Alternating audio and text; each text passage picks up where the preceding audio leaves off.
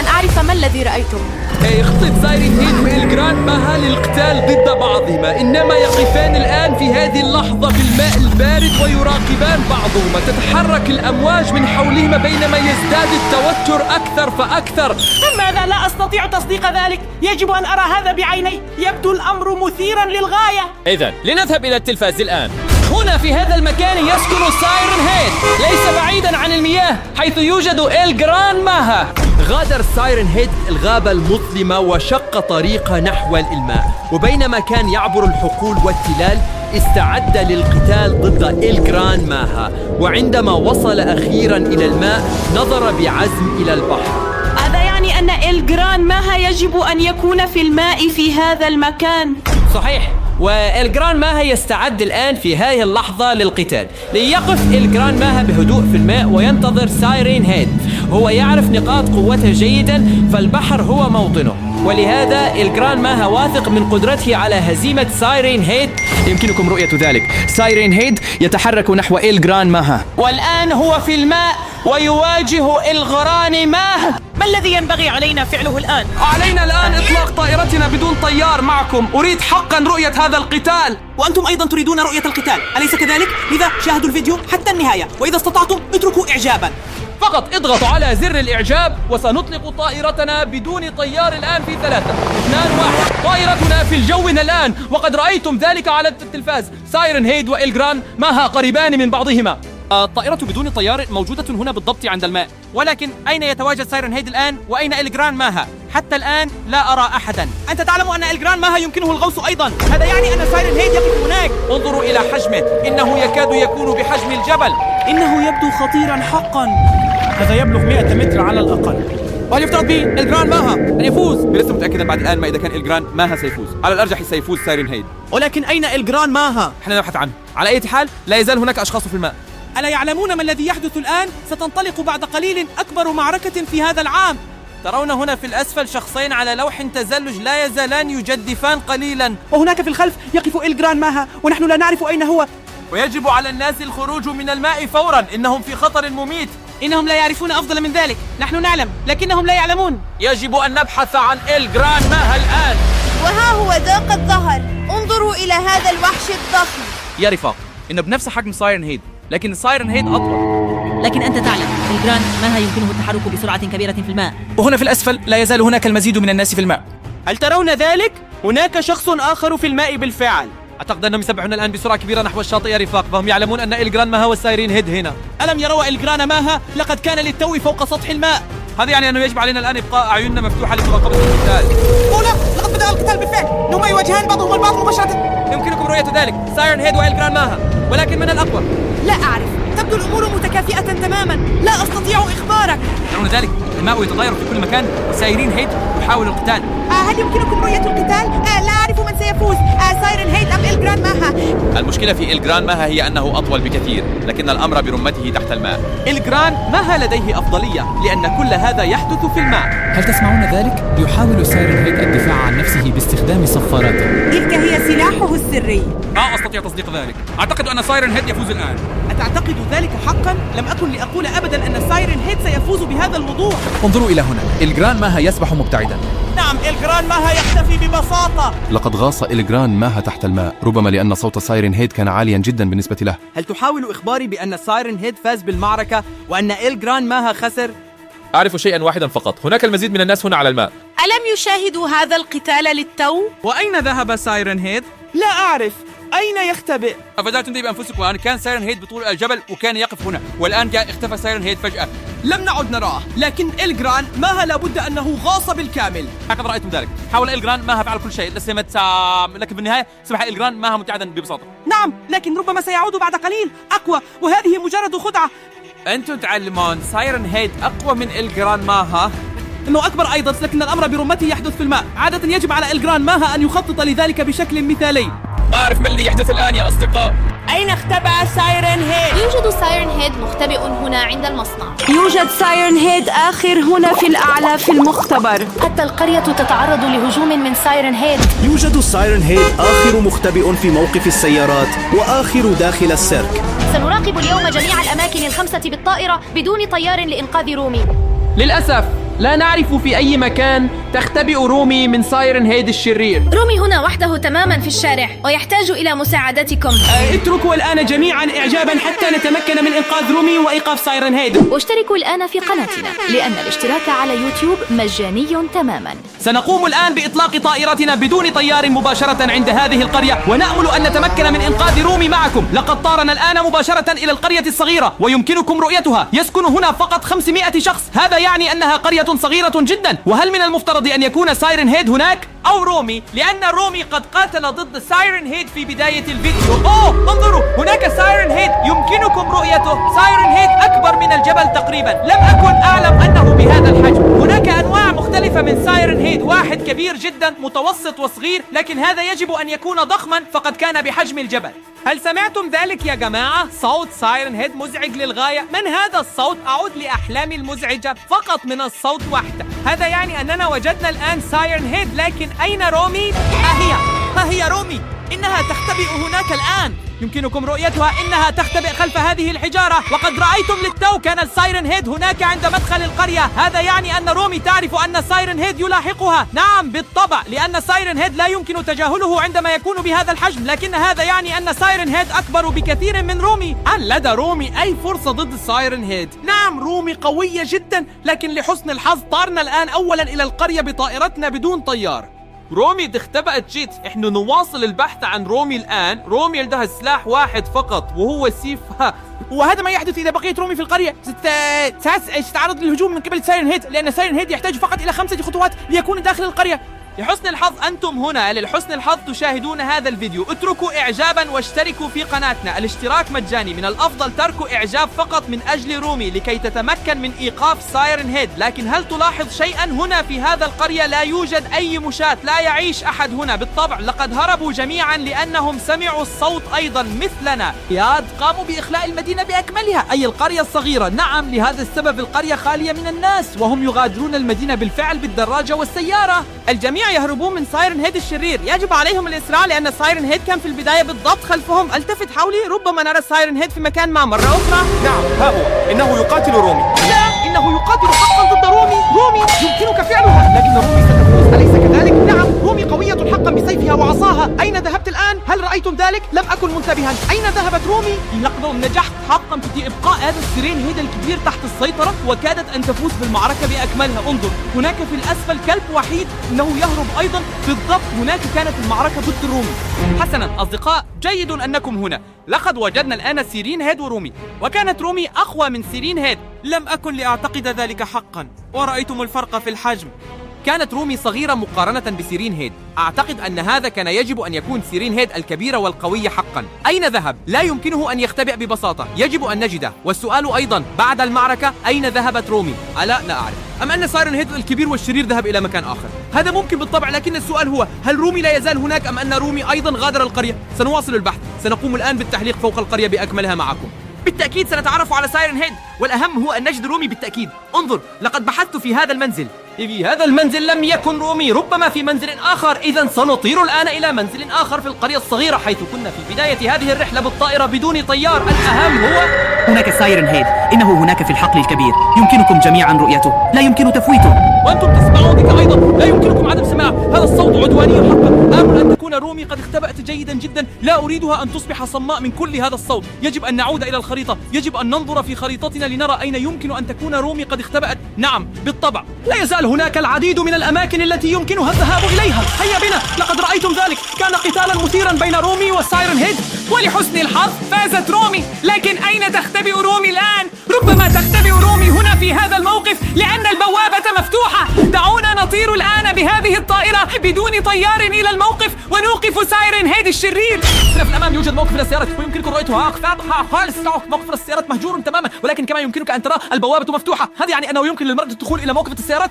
لكني لم أرى رومي الآن، وكما تعلمون رومي تختبئ في مكان ما من سايرن هيد الشرير، لكنها يمكنها أيضا أن تذهب إلى الشارع. سيكون ذلك أيضا مخبأ رائعا من سايرن هيد. هنا أيضا شارع ضخم، ولا يمكننا أن نتجاهل سايرن هيد. سايرن هيد كبير جدا، فهو يبرز حتى فوق أكبر ناطحة سحاب، خاصة أن هذا هو سايرن هيد الكبير جدا، إنه أكبر من أكبر مبنى هناك. نحن نواصل الطيران. سايرن هيد على الشارع، أنتم ترونه، إنه يتجول هناك. ماذا يفعل هناك؟ بالضبط، هناك عند موقف السيارات على الشارع. إنه صاخب ومزعج جدا. هذا الصوت من سايرن هيد أنا ببساطة لا أحبه، وهو دائما نفس الصوت. بمجرد أن تسمع هذا الصوت تعرف أنه سايرن هيد وهو في مكان ما قريب. يا جماعة علينا أن نكون على بالتأكيد إنقاذ رومي من سايرن هيد الشرير. لهذا السبب نقرتم على هذا الفيديو. إنه جنون أن سايرن هيد عاد فجأة من العدم. لا أعرف أيضا ما الذي يحدث هنا، وأنتم ترون هنا تويستات اثنين. ماذا يفعلون؟ إنهم يقاتلون. لا، إنهم يقاتلون. زوي وسايرن هيد. زوي هزمت من قبل سايرن هيد. رومي فاز في المعركة الأولى ضد سايرن هيد، لكن المسكينة زوي. السؤال هو ماذا تفعل زوي هناك أصلا؟ كنا نظن أن رومي هناك، ثم يكون رومي أيضا في مكان قريب. إذا كانت زوي موجودة هناك أيضا، ربما أرادوا أن يلتقوا. ربما أرادت زوي ورومي أن يلتقيا هناك في موقف السيارات. نحن نواصل الطيران وأنتم تراقبون رأس صفارة الإنذار الشرير أو رومي. أنتم جميعا تعرفون كيف يبدو رومي. حتى لو خسرت الزوي هناك رومي، هناك رومي وهي تقاتل مرة أخرى ضد سايرن هيد. يا إلهي رومي ستنجحين للمرة الثانية، سوف تفوزين من أجل كيبوب تيمون هانترز. رومي لنذهب. إنها تبدو بحالة جيدة.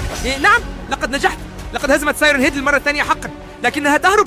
بالطبع كانت تلك انتقاما لزوي. اتبعوها. أين ذهبت رومي؟ أين ذهبت؟ لا أعرف أيضا أين ذهب سايرن هيد. هذه الكثير من الأبواب والكثير من المباني، يمكن أن تكون رومي في أي مكان. لقد رأيتم ذلك. لقد قاتلت رومي للتو بسيفها ضد سايرن هيد، قفزت عاليا وضربت سايرن هيد رائع. يا جماعة ضعوا إعجابا الآن لأن رومي استطاعت الانتقام لزوي. حسنا، لكن أين ذهب؟ يجب أن تكون في مكان ما. أنتم تعرفون كم هو كبير. هناك في الخلف ليس موجودا أيضا. كان يجب أن نراه من عدة كيلومترات.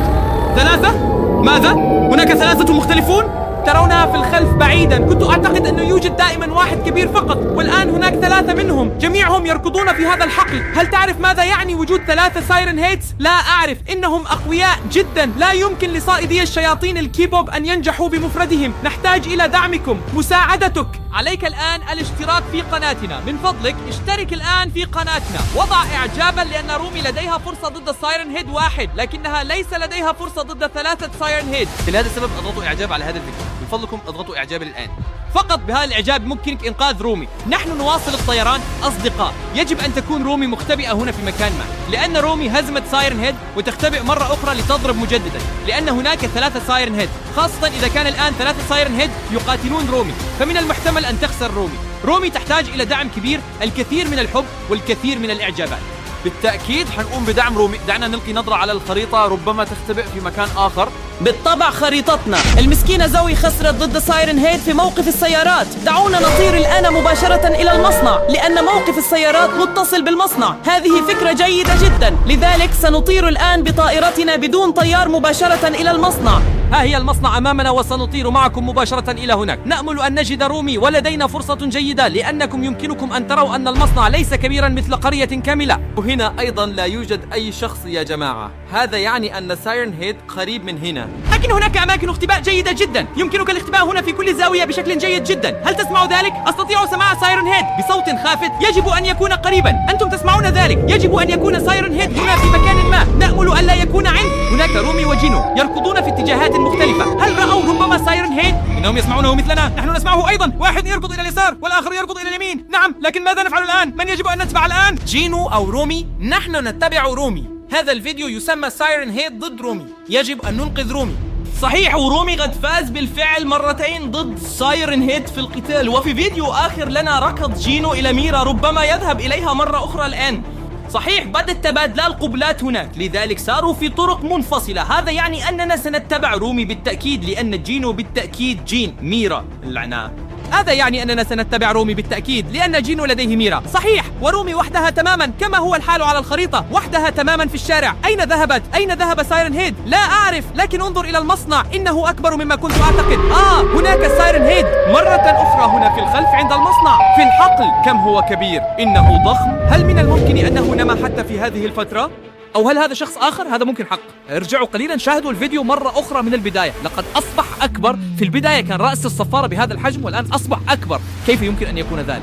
ربما تختار رومي هنا في هذه الحاوية البرتقالية، إنه مخبى جيد. هكذا سأفعل. حاوية صغيرة لا يراها سايرن هيد، هناك فقط خشب بالداخل يا جماعة. ماذا سنفعل الآن؟ عند الجسر يجب أن تكون رومي في مكان ما. لقد كانت هناك للتو مع جينو. دعنا نذهب إلى الخريطة. يجب أن نشوف الآن أين ذهب جينو وأين ذهبت رومي. لدينا الكثير من الأماكن التي يجب أن نغطيها بالطائرة بدون طيار، لكن في كل مكان يوجد سايرن هيد. يجب أن نكون حذرين. تأتون معنا، نحن ذاهبون الآن. جينو ركضان في اتجاهات مختلفة، لكننا لا نعرف إلى أين. ربما ركضت ميرا إلى حقل الذرة، رغم أن هناك آكل المراحيض. أو ربما ركض جينو إلى المختبر، لكن هنا أيضا يوجد آكل المراحيض. لا نعرف أين يختبئ جينو وميرا، لكن يجب عليكم جميعا أن تضعوا إعجابا الآن، هكذا يمكننا العثور عليهم. دعونا نطير الآن مباشرة إلى المختبر ونأمل أن نجد إما ميرا أو جينو هناك.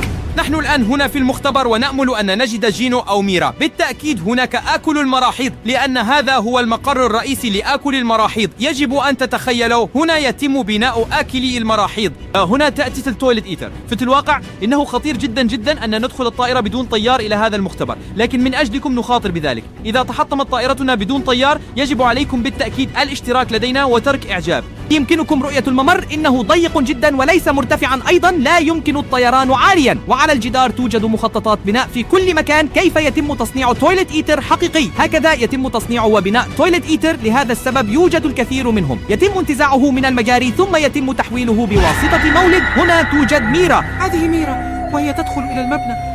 لا يجب أن تدخل إلى المختبر بأي حال من الأحوال. أعتقد أنها لا تعرف أن هناك يتم بناء تويلت إيتر، لكنكم رأيتم. لقد دخلت للتو إلى المختبر، هذا يعني أننا نطير خلفها، لكن يجب أن نكون حذرين. انظروا كيف أن كل شيء ضيق هناك، ولا تعرف ما إذا كان سيأتي تويلت إيتر في أي لحظة. انظروا كم الساعة كبيرة، الساعة حجمها 4 أمتار، أي ضعف حجمنا مرتين. ليس لدينا ساعة كبيرة كهذه، انظر إلى ذلك. بالطبع، لأن كل ساعة. كيف يتم بناء آكل المرحاض الجديد؟ لهذا السبب توجد ساعة كبيرة. هذا يعني أنه يضاف 24 مرحاضا جديدا كل يوم. بالطبع، بالأسنان. وهنا المحول، هذا المحول يستخدم طاقة كالصرف اللا صحي لتحويل المرحاض إلى تواليت إيتر. سيحدث ذلك هنا، يتم إعادة ولادة مرحاض عادي فجأة بأسنان. هذا يشبه المصنع، وكما ترون هذا المحول متصل بآلات أخرى. وفي الأنابيب تدخل الأسنان التي تذهب بعد ذلك إلى المرحاض. يجب عليكم أن تغلقوا بأي حال من الأحوال. يجب أن أخفي ميرا هنا في مكان ما. هذا لا يمكن أن يكون، ولكن أين؟ إن فيش الكثير من الخردة، لا أعرف حتى إذا كانت تختبئ خلفها. ما هذا؟ انظر إلى هذا الجهاز. أعتقد أن هذا هو التوربو إكسيلاتور، وبذلك يتم إنتاج جميع التواليتير. هناك مرحاض. كنت أعلم، لقد تم بناؤه للتو. لقد رأيتم، لقد تم لفظه للتو من الآن. بعد أن نجمع كل وجبات هابي ميل سنأخذها معنا إلى المنزل ونفتحها. لا أستطيع التصديق، بليبي تركة فعلا 5 وجبات هابي ميل. يمكنكم رؤيتها، إنها وجبات هابي ميل الحقيقية من ماكدونالدز. ما الذي ينبغي علينا فعله الآن في وجبات هابي ميل هذه؟ سنأخذ وجبات هابي ميل هذه معنا إلى المنزل الآن، وعندما نصل إلى المنزل سنفتح كل وجبة هابي ميل على حدة. أنا متحمس جدا لمعرفة ما بداخل وجبات هابي ميل. وجبة بلو بيتي، وهنا وجبة إل جران مايا أو إل جران ماها هابي ميل. ها هي وجبة السعادة تحت الماء. انتظر فيليكسي يا جماعة، انظروا هنا دم. ووجبة السعادة تحت الماء لم نرى مثلها من قبل، أليس كذلك؟ عادة تكون حمراء وهذه زرقاء.